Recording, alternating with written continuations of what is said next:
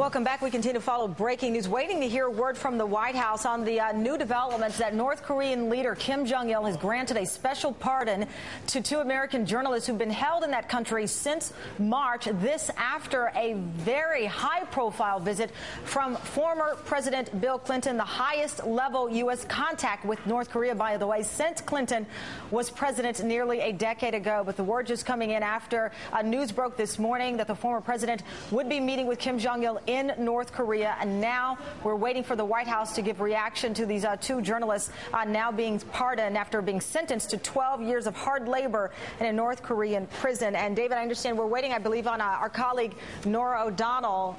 Nora is ready. Let's talk to Nora on this. And Nora, I mean, again, the news broke this morning. Joe Scarborough was here with us, and so was Chuck Todd. Just the magnitude of this. You've got Secretary of State Clinton, but then you have this enormous power, and that being the former president stepping into this conversation. It's incredible. This is a huge deal. This is a huge story for a number of reasons. I think what we're seeing now is all of the pieces starting to fall into place and that this could be a success. The reason we're not hearing the White House or other officials comment at this point is because they don't want to jeopardize the success of this. As soon as Bill Clinton and his whole team is in that plane along with these 2 journalists and they are wheels up, then that's when we're going to hear something about that this is actually that those women who have been held for 4.5 months in North Korea are on their way home. Here's what we know, Tamron. We know that now former President Bill Clinton, along with former White House Chief of Staff Podesta, the Clintons' personal aide Doug Band, that they have now been on the ground for more than 18 or about 18 hours, that they met privately with Kim Jong Il, of course, that reclusive leader. That's really significant because the last time a senior U.S. official has met with him was in 2000, Madeleine Albright. The last time a president was there, Jimmy Carter, in 1994. So that's a big deal.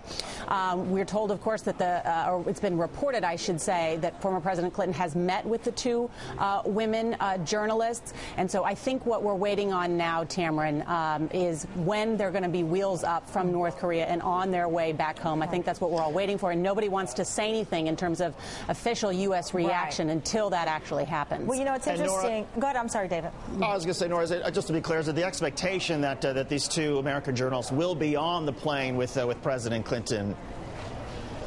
That is the indication. That has not been confirmed to me by any U.S. officials, but that is the indication that that's how that would happen. There's also a concern about the health of these women. They have been there for 4.5 months.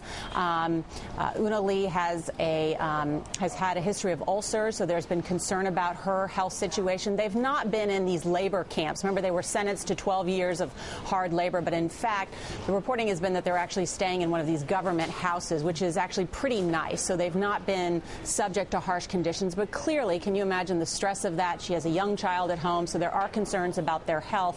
And clearly, the former president would want to return with them to the United States. That is the expectation that would happen. And Nora, we just heard Joe Scarborough, at least his perspective is that this gives North Korea what they wanted, which is some powerful acknowledgement. Yeah. You know, we don't want to move too far past these journalists because, as you mentioned, one's a mother and they have family members who desperately wanted their safe return. But this seems to be obviously larger than just securing the release of these women.